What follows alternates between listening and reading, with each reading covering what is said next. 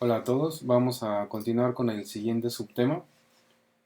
Estábamos platicando en el video anterior, bueno, primero platicamos qué condiciones necesitábamos cumplir para poder establecer que dos vectores eran ortogonales, que en términos sencillos pues era que su producto interior resultara ser igual a cero. Entonces siempre que dos vectores yo evalúe su producto interior, si ese producto interior resulta ser cero, voy a decir que los vectores son ortogonales. Entonces, si yo cambio el producto interior, podría darse el caso particular de que los vectores dejen de ser ortogonales. También platicábamos acerca de qué era un conjunto ortogonal y un ortonormal. Decíamos que el conjunto ortogonal pues era aquel conjunto, ¿sí?, donde todos los vectores que lo componen son ortogonales entre sí. A ese conjunto le vamos a llamar entonces como conjunto ortogonal. Y un conjunto ortonormal, decíamos que entonces que además de ser ortogonal, todos los vectores que componen ese conjunto tendrían que ser unitarios para que yo pueda llamarle a ese conjunto como ortonormal. Hicimos un ejercicio sencillo de evaluación donde establecimos si un conjunto era ortogonal y era ortonormal. Ahora, ¿qué pasaría para el caso que es muy común cuando nosotros tenemos un conjunto que resulta que no es ortogonal? ¿Sí? Y nosotros por algún motivo, por alguna aplicación que le vamos a dar a ese conjunto, que sí las hay y que ya platicaremos algunas más adelante, necesitamos que ese conjunto sea ortogonal. Entonces lo que vamos a hacer es un proceso que se conoce como de ortogonalización, y en este curso nos vamos a concentrar en uno que se le atribuye a esto, se le atribuye con el nombre de Gram-Schmidt. Este proceso de ortogonalización se basa fundamentalmente en esta expresión que vamos a ir platicando durante este video. ¿Sí? Esa expresión, lo primero que podemos notar, a pesar de que se ve como muy complicada, vamos a irla estudiando paso a paso y nos vamos a dar cuenta que en realidad es algo muy sencillo, que sí implica muchas operaciones, sí son ejercicios bastante largos siempre que nos toque ortogonalizar a un conjunto, siempre van a ser ejercicios bastante largos. Y mientras más vectores tenga el conjunto, evidentemente más largo va a ser el procedimiento. ¿Sí? Entonces, lo primero que podemos notar de esta expresión es que está en función de dos, podemos decir, de dos conjuntos. ¿Sí? Los conjuntos, el primero que corresponde al conjunto que le vamos a llamar como el conjunto original. En este caso vamos a partir de un conjunto G que contiene estos vectores B. Y aquí aparecen los vectores B. Lo que nosotros tenemos que hacer, o lo que queremos hacer, es que a partir de este conjunto G que no es ortogonal, vamos a construir un nuevo conjunto, que para fines del curso siempre le vamos a añadir este subíndice. Este nuevo conjunto va a tener la propiedad de que va a ser ortogonal. ¿Sí? Va a tener la misma cantidad de vectores, pero con la diferencia de que estos vectores que aparezcan aquí ya van a ser vectores ortogonales entre sí. Y entonces a este conjunto yo le puedo llamar como un conjunto ortogonal. La forma en la que vamos a utilizar esta expresión es para ir encontrando uno a uno los vectores de este conjunto que sí son ortogonales. ¿Sí? Esta es W1, W2, W3, así hasta llegar a Wn. Los vamos a ir encontrando uno por uno. Si ustedes se fijan, esta expresión depende fundamentalmente de dos índices. Aquí aparece un índice I y aquí aparece, en estas expresiones aparece un índice que es K. El índice I va a estar estrictamente relacionado con el número del vector que yo quiero encontrar. Es decir, aquí tengo que encontrar desde 1 hasta n vectores. Entonces voy a ir sustituyendo uno a uno estos índices que tiene cada uno de los vectores y lo voy a ir cambiando por i. Entonces todas las i que aparezcan en esta expresión las voy a ir cambiando por el número de vector que estoy encontrando. El otro índice k, ese depende estrictamente de la expresión que tenemos aquí, de la suma, ¿sí? Donde esta suma va desde k igual con 1 hasta un valor de i menos 1. Y entonces vamos a ir cambiando este valor de k en función de la suma. Este índice de k depende de la suma y el índice de i del vector que estoy encontrando. Desde aquí podemos notar que cuando i valga 1, aquí en la parte superior de la suma yo voy a tener, bueno, esta suma irá desde k igual con 1 hasta 0. Eso es imposible, entonces nos podríamos deshacer de todo el término y la conclusión sería que W1 es igual a B1, que es algo que tengo aquí. Y ahorita vamos a platicar con más detalle por qué se igualan estos dos vectores siempre. Después me cambiaría W2 y ahora voy a hacer la nueva sustitución y W3. Desde aquí ustedes pueden notar cierta similitud de esta expresión con una que posiblemente ya han utilizado en cálculo y geometría analítica, una expresión que nos servía para encontrar la proyección de un vector sobre otro. ¿Sí? Seguramente con otra notación, aquí tenían lo que era esencialmente un producto escalar y aquí hablaban de lo que era la magnitud del vector al cuadrado. Y hay muchas notaciones para esta expresión, pero en esencia esto lo que nos dice pues es la proyección de un vector sobre otro. Y eso lo vamos a ver de manera gráfica para que nos demos cuenta que lo único que estamos haciendo pues es proyecciones de un vector sobre otro y quedarnos con esa parte, una proyección ortogonal. Y esa proyección ortogonal nos va a garantizar que podremos construir un vector que sea ortogonal al anterior.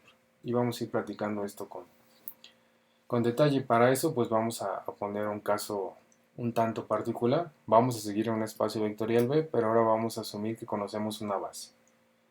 Esta base B que no es ortogonal, ¿sí? Una base B que tiene 3 vectores, entonces aquí podríamos decir que la dimensión de este espacio vectorial pues es 3 y conocemos una base. De las infinitas bases que podemos conocer del espacio vectorial, conocemos una que contiene los vectores B1, B2 y B3 y esta base no es ortogonal. Vamos a suponer que por alguna razón nosotros queremos o necesitamos forzosamente que esta sea una base ortogonal. Y entonces siempre que queramos ortogonalizar una base vamos a recurrir al proceso de ortogonalización de Gram-Schmidt. Y lo que me va a permitir este proceso es tomar a la base que no es ortogonal y construir una nueva base en función de esta o basándonos en esta base. Y esta base va a tener la propiedad de que ya va a ser ortogonal. Y el proceso de ortogonalización pues ya sabemos que es con esta expresión y lo que vamos a ir platicando en esta parte es cómo va la sustitución para que podamos encontrar a W1, W2 y W3. Estos W1, W2 y W3 pues van a ser los vectores de la base que sí va a ser ortogonal. Entonces tenemos que irlos encontrando y les comentaba que la forma de utilizar esta expresión es ir utilizándola para cada vector. Si yo quiero encontrar a un conjunto de 3 vectores que sí son ortogonales, voy a tener que aplicar esta expresión 3 veces. Si ustedes se dan cuenta, mientras más grande sea el índice del vector que estoy encontrando, pues esta suma va teniendo más y más y más componentes. Es por eso que el procedimiento se va alargando bastante, va siendo un procedimiento bastante largo, si el número de vectores que yo quiero encontrar es a su vez largo, o es una cantidad muy grande de vectores. En este caso yo quiero encontrar 3 vectores, entonces voy a tener que aplicar esta expresión 3 veces. Entonces vamos a olvidarnos de todo lo demás y vamos a concentrarnos en encontrar al vector W1. Les decía, W1 implica que en esta expresión vamos a sustituir precisamente que I vale 1. Entonces tomamos la expresión original y todas las I que aparezcan en esta expresión las vamos a cambiar por 1. Y es por eso que aquí tengo W1, que originalmente era WI, B1. Y aquí en el superíndice de la suma lo que tengo es I menos 1, me quedaría 1 menos 1. Y aquí aparece otro índice de I en la parte ya dentro de la suma. Entonces de aquí nos damos cuenta de algo que habíamos comentado ya anteriormente. Aquí tengo un 1 menos 1. 1 menos 1 pues va a dar 0. Eso implica que toda esta suma en realidad no influye en la evaluación de esta expresión. Y el único término que está quedando fuera de la suma es B1. La conclusión entonces sería que W1 es igual a B1. ¿Qué significa esto? Bueno, que siempre que yo quiera formar un conjunto ortogonal a partir de otro, el primer vector del nuevo conjunto que va a ser ortogonal siempre va a coincidir con el primer vector del conjunto que no es ortogonal. ¿Por qué? Porque este método se basa en ir encontrando nuevos vectores que sean ortogonales a los anteriores. Pero para el caso del primer vector que sí va a ser ortogonal, no tengo vectores anteriores, es decir, no existe un W0, no hay un vector que anteceda a W1. Entonces, este vector 1 va a ser mi punto de partida. Y no tengo que forzar ortogonalidad a ningún otro vector anterior porque no existe. ¿Cómo se ve esto gráficamente? Bueno, gráficamente lo que tenemos es, imagínense que este es el conjunto de los 3 vectores que nosotros queremos ortogonalizar. Si los estudiamos, pues nos damos cuenta que no son ortogonales. Para el producto interior usual, aquí tendría que haber un ángulo de 90 grados y pues de forma visual muy sencilla nos damos cuenta que estos vectores no forman ángulos de 90 grados entre ellos. ¿Cómo es el proceso de ortogonalización de Gram-Schmidt? Bueno, como paso 1 nos vamos a olvidar de los vectores b2 y b3, ¿sí? Y el paso 1 es bien sencillo. El vector w1 que corresponde al primer vector de la base que sí va a ser ortogonal coincide con el primer vector b1. Y entonces, así de sencillo, ya encontré el primer vector de la base que sí va a ser ortogonal.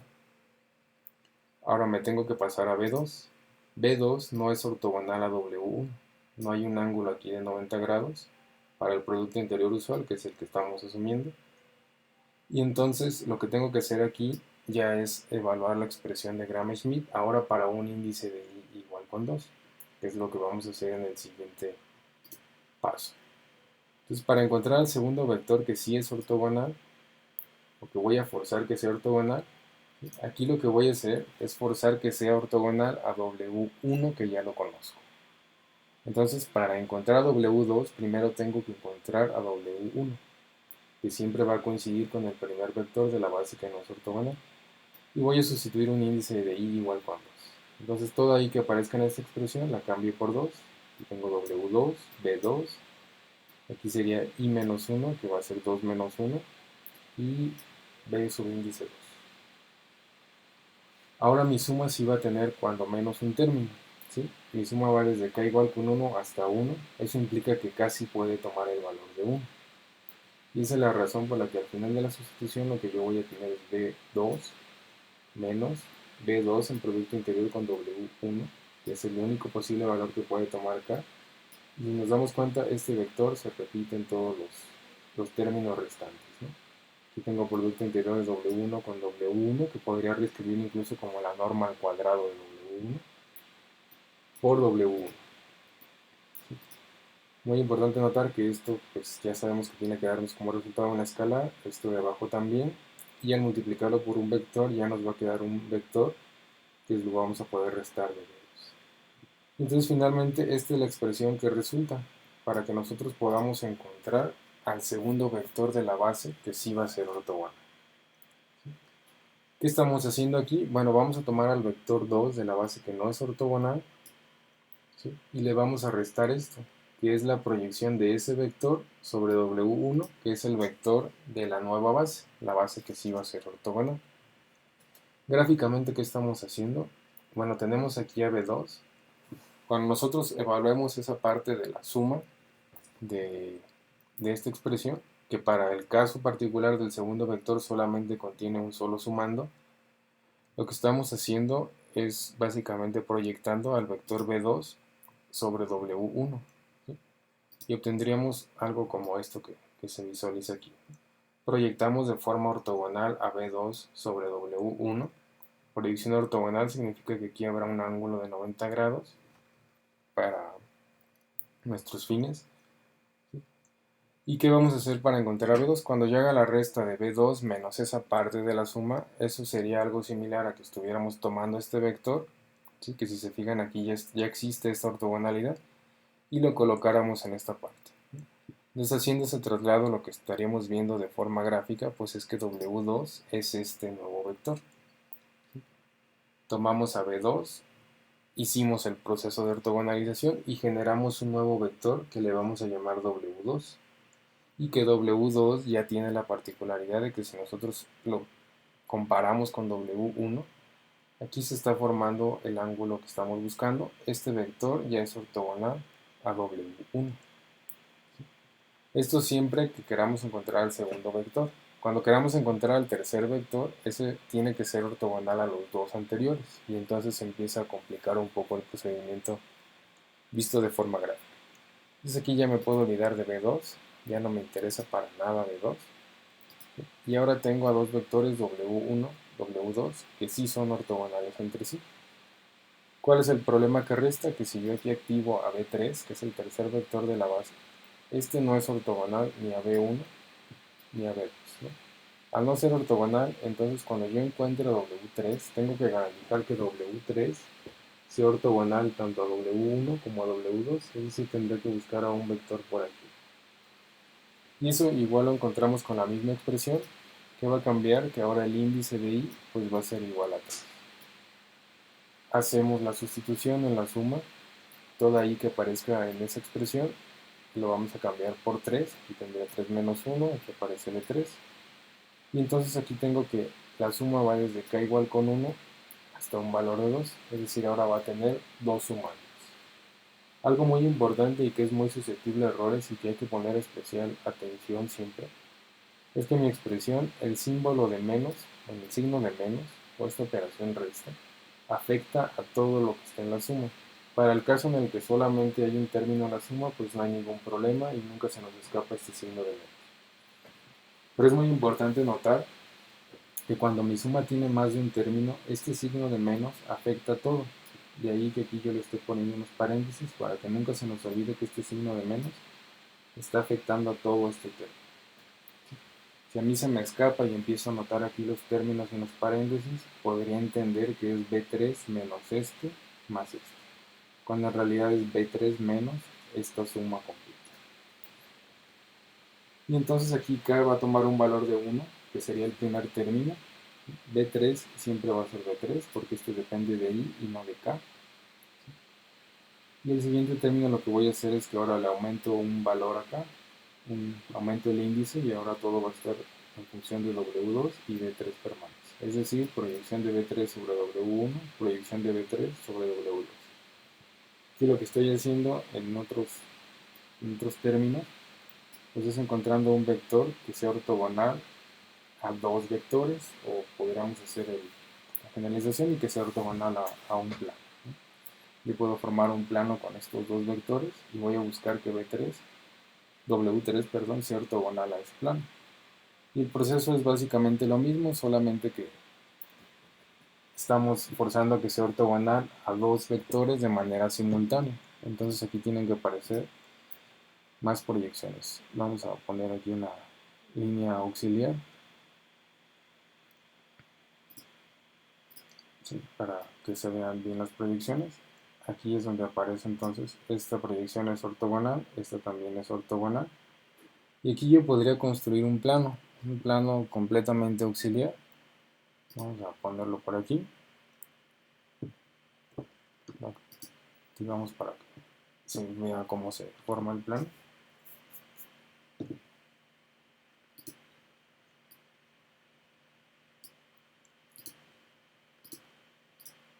Y tenemos esto de aquí, ¿no? Aquí ya más o menos podemos ver cómo es que se forma aquí como un plano a través de estos dos vectores y la proyección que estamos haciendo de B3 sobre este plano. ¿Cómo es que vamos a formar entonces a W3? Pues es como si tomáramos a este vector y lo que es ortogonal a ambos vectores, si se fijan, el plano que se está formando, y aquí la proyección, este es ortogonal a lo que tenemos aquí. Sería como trasladar este vector a este punto, y entonces ya cuando veamos a W3, vamos a tener entonces a este nuevo vector W3. Si nos deshacemos ya de todo el resto de las líneas auxiliares y del mismo vector B3 que ya no nos interesa más, entonces ya ahora tenemos una base que sí es ortogonal. Aquí sí hay un ángulo de 90 grados entre todos los vectores, ¿sí? Esto para el espacio vectorial R3. Ahora, en el último video yo les dejaba una pregunta al aire donde les decía que si podríamos encontrar tres vectores ortogonales en un espacio de dimensión 2. Y la respuesta es evidentemente no. Porque vámonos a este caso en particular. Aquí tengo tres vectores ortogonales en un espacio vectorial R3. Si nosotros pretendiéramos encontrar un cuarto vector ortogonal a estos tres, no hay manera de que lo podamos lograr. ¿Por qué? Bueno, ya vimos que todos los vectores que sean ortogonales entre sí van a ser linealmente independientes. Si yo aquí tengo tres vectores que son ortogonales, puedo estar seguro de que estos tres son linealmente independientes. Y pretender encontrar un cuarto vector que sea ortogonal a estos tres sería como encontrar cuatro vectores que sean linealmente independientes en un espacio de dimensión 3, lo cual es imposible. Entonces aquí lo que tendríamos que hacer si quisiéramos un cuarto vector ortogonal, pues sería aumentar la dimensión del espacio vectorial y trabajar con vectores en R4. De otra forma no vamos a poder encontrar aquí un cuarto vector que sea ortogonal a estos tres. Entonces, así es como podemos ver de forma gráfica al proceso de ortogonalización de Gram-Schmidt. Bueno, aquí les pongo una pregunta que alguien nos podría hacer. ¿Qué pasaría si, por ejemplo, el vector B2 ya es ortogonal a B1? Es decir, si yo estoy aplicando un proceso de ortogonalización sobre esta misma base, pero resulta que estos dos ya eran ortogonales, el único problema estaría en B3. Entonces estos dos ya son ortogonales y yo estoy encontrando una nueva base que sea ortogonal. Bueno, no va a pasar absolutamente nada, ¿sí? Si yo tengo que B1 ya es ortogonal a B2 y estoy haciendo pretendo encontrar al vector W2, lo que va a pasar es que si B2 y B1 ya son ortogonales, este producto interior que tenemos aquí tiene que ser cero. ¿Por qué? Bueno, ya sabemos que W1 es igual a B1. Ese va a ser siempre nuestro primer paso en ortogonalización. Y cuando quiero encontrar a B2, significa que W1 ya es igual a B1. Entonces este producto interior que tenemos aquí va a ser cero, lo que hace que todo este término pues sea cero. Y la conclusión sería entonces que W2 es igual a B2. Por esa razón entonces no hay ningún problema.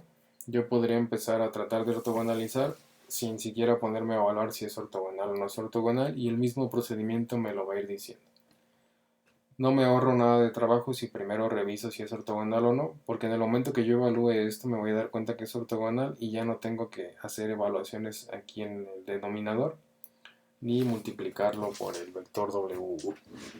Y cuando quiera encontrar a W3, pues también está implícita esas evaluaciones. Si alguno de los vectores ya era ortogonal, pues lo que va a pasar es que alguno de estos se puede hacer cero o incluso los dos y completamente mi va a ser ortogonal. Entonces no va a pasar nada, el mismo procedimiento me va a decir que ya son ortogonales y los va a dejar iguales, que puede pasar muy a menudo. Entonces vamos a hacer un ejercicio para aplicar todo este procedimiento que acabamos de comentar, ¿sí? Y vamos a utilizar el espacio vectorial R3 con un producto interior definido de esta manera, ¿sí? Recuerden que en cada ejercicio nos tienen que decir para qué producto interior vamos a resolver el ejercicio. ¿Por qué? Porque muchos de los conceptos que hemos estado platicando pues dependen estrictamente del producto interior con el que estemos trabajando. Entonces en este caso no es el producto interior usual en R3, este sí cambia bastante respecto al usual. Tenemos incluso que mezclamos, por ejemplo aquí x2 con y3 implica el segundo miembro del primer vector por el tercer miembro del segundo vector. Entonces ya ni siquiera lleva el orden de miembro por miembro, como esos en los productos interiores usuales en R3. Y lo que nos piden es aplicar el proceso de ortogonalización que acabamos de estudiar para obtener una base ortogonal a partir de esta que tenemos aquí. Entonces esta base tiene que ser ortogonal para este producto interior. Entonces vamos a ver cómo es que vamos a resolver todos los ejercicios en los que necesitemos entonces ortogonalizar un conjunto. ¿Qué nos están pidiendo? Bueno, nos están pidiendo tomar esta base, ¿sí? Y convertirla en una base que sea ortogonal, ¿sí? Hacer un proceso de ortogonalización sobre este conjunto para que construyamos una nueva base de R3 y que esta base sí sea ortogonal. Entonces, para ser consistentes con las mismas letras de la cual platicamos la definición de la expresión de Gram-Schmidt, vamos a llamar a estos vectores de la base original como B1, B2 y B3, y a los vectores de la base que sí va a ser ortogonal como W1, W2 y W3. Y entonces decíamos, vamos a empezar a encontrar uno a uno los vectores de la base que sí es ortogonal. Y mi primer paso siempre va a ser tomar al primer vector de la base que no es ortogonal e igualarlo o colocarlo como primer vector de la base que sí va a ser ortogonal. Es decir, W1 igual a B1, esto lo voy a hacer siempre que esté ortogonalizando un conjunto. Es decir, para fines prácticos, este vector y este de acá siempre van a ser iguales. El siguiente vector que voy a encontrar ahora es W2 y aquí sí ya tengo que hacer ciertas operaciones. ¿Qué operaciones tengo que hacer? Pues tomo mi expresión de Gram-Schmidt, sustituyo i igual con 2, que es la sustitución que ya vimos arriba, siempre va a ser igual. Y entonces si desarrollo todo esto, pues la conclusión es la misma a la cual llegamos anteriormente, ¿no? Con esta expresión que está aquí vamos a encontrar al segundo vector de la base que sí va a ser ortogonal. ¿Y cómo vamos a encontrarlo de forma más sencilla? Mi consejo, que pues es común que incluso se resuelva así sin que lo pensemos, primero hay que encontrar este término, el numerador. ¿Por qué el numerador? Porque si esto me da 0, la conclusión va a ser que estos vectores ya son ortogonales y que no les tengo que hacer nada más, ¿no? Entonces, si ya son ortogonales, como platicábamos hace un momento, todo este término sería 0 y voy a concluir que W2 va a ser igual a B2. ¿Sí? En caso de que no sea 0, ¿sí?, que no tiene por qué ser siempre 0, ya me pongo a calcular el siguiente término, que sería el denominador, y finalmente hago el cociente y multiplico, o hago multiplicación por escalar con el vector W1. Pero entonces siempre hay que empezar por este término, porque este es el que nos va a decir si los vectores son ortogonales o no lo son. Y entonces empezamos con este término, que es el que tengo aquí, producto interior de B2 con W1, y recordar que lo tenemos que evaluar para la regla de correspondencia que está definida en el problema. Aquí la volví a copiar, que es esta que tenemos aquí. Y entonces el vector B2 es igual a 0, menos 2, menos 1, este que tenemos aquí, y W1 es igual a 2, 2,1. Entonces la regla del producto interior me dice que es 2x1 por y1. x1, el primer miembro del primer vector, y1, primer miembro del segundo vector, que sería equivalente a tener 0 por menos 2, y es este término que tenemos aquí. Aquí tenemos un escalar de 2 que multiplica todo. Después más x2 por y2, que sería el segundo de este vector, más por el segundo de este vector. Entonces tendríamos 2 por 2. Menos el signo de menos, x2 por y3, x2 es 2 y y3 es 1, entonces menos 2 por 1, x3 por y2 sería menos 1 por 2, es lo que tenemos aquí, y finalmente 4, el escalar de 4 por x3 que es menos 1, por y3 que es 1, menos 1 por 1. Desarrollamos los productos, este sería 0, después tendríamos 4 menos 2 más 2 menos 4, lo cual nos va a dar 0. ¿Qué significa esto? Que B2 y W1 ya son ortogonales, que era lo que les comentaba. Entonces todo este término al final va a ser 0. Ya no tengo que seguir resolviendo nada. La conclusión estrictamente va a ser que W2 es igual a B2, y entonces como ya conozco B2, ya puedo escribir el resultado de W2. ¿Qué estoy encontrando aquí? Que el segundo vector de la base que sí va a ser ortogonal también coincide con este. Estos dos vectores ya eran ortogonales. Y no pasó nada, el método sigue funcionando sin modificar absolutamente nada. Ahora vamos a encontrar a W3, que implica que tomemos la misma expresión de Gram-Schmidt, sustituyamos y igual con 3, desarrollamos así como lo hicimos en la parte inicial del video y llegamos a esta expresión. Y ahora son más términos los que tenemos que resolver. Aquí es donde el problema se empieza a volver un poco largo. ¿Sí? Además de ser largo, sí hay que tener mucho cuidado porque al estar evaluando muchos productos interiores y por ejemplo para este caso que tenemos una regla un poco larga, es bien común que nos equivoquemos al hacer un producto, se nos olvide un signo y basta un solo signo o un producto que nos equivoquemos para que el resultado ya se altere. Entonces hay que tener mucho cuidado, hay que resolverlo con cuidado y al final comprobar que efectivamente el nuevo vector es ortogonal a los anteriores. Con eso, de esa manera vamos a estar seguros de que nuestro resultado es correcto. Entonces empezamos resolviendo este producto. En el caso de que se haga 0, ya no tengo que resolver ni esto de aquí, ni multiplicar por escalar. B3 por W1. B3, pues si me regreso al enunciado de mi problema, B3 es igual a menos 4, 0 y menos 10, que es lo que estoy anotando aquí. Este sería B3. Y W1 es 2,2,1, que es el vector al que llegamos aquí como resultado. Desarrollamos con la regla del producto interior, aquí no la voy a repetir toda. Sería evaluar esta regla del producto interior para estos dos datos de entrada, donde este vector va a ser x, este sería x1, x2, x3, y este sería el vector y, y1, y2 y y3, entonces hay que ir sustituyendo y desarrollar las operaciones. Al final vamos a llegar a un menos 36. Después tendríamos el siguiente, no nos dio 0, entonces sí hay que encontrar el siguiente término que sería este, que es el producto interior de W1 con W1, o lo que podríamos leer como la norma al cuadrado de W1. Y entonces este es más sencillo de encontrar, porque al ser el mismo vector, de manera más fácil podemos ir relacionando cuál es x1 y y1. Desarrollamos entonces el producto que tenemos aquí y concluimos que va a ser igual a 12. Después ya no vamos a resolver todavía el producto, la multiplicación por escalar con este vector, todavía no. Vamos a pasarnos al siguiente producto interior, que es B3 con W2. Igual si este por alguna razón resulta ser 0, ya no tenemos que encontrar este. Hacemos la sustitución, resolvemos y vamos a llegar a un valor de 60. Entonces al no ser 0, sí hay que encontrar la norma al cuadrado de W2, que para este ejemplo resulta ser 12. Entonces ya conocidos todos estos resultados, que son los escalares de los productos interiores, sustituimos en la expresión que tenemos aquí.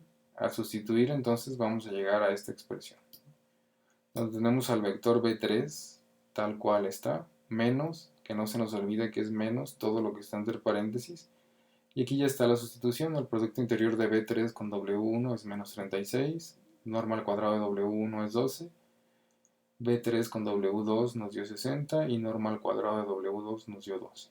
Y cada uno multiplica el vector W1 y W2 respectivamente. Lo que resta únicamente es desarrollar, ¿sí? Como se podrán dar cuenta, la parte larga del problema pues está en encontrar todos estos productos interiores. Si yo estuviera trabajando con una base de 4 elementos, pues el término que sigue va a tener aquí todavía otro término sumándose, entonces empieza a ser más y más largo, sin mencionar que ya tendrían que ser vectores de 4 elementos cada uno. Entonces desarrollamos, esto se puede simplificar, menos 36 sobre 12 lo podemos escribir como un menos 3, 60 entre 12 como 5. Entonces caemos a esta expresión, realizamos la multiplicación, menos 3 por este vector, pues nos va a quedar con el signo que tenemos acá afuera, nos quedaría 6, 6 y 3. ¿Sí? Y este 5 con el signo que tenemos afuera, pues nos quedaría 0, menos 10 y 5. Y simplemente realizamos la suma y llegamos a este vector W3. Este vector, si estamos en lo correcto, tiene que ser ortogonal a W2 y a W1. Ya con esto podemos construir la base que es ortogonal, conocidos W2, W1, W2 y W3. Esta es la base que sí es un conjunto ortogonal, que es una base ortogonal y que nos la vamos a utilizar en algunos procedimientos más adelante. Entonces vamos a concluir hasta aquí este video.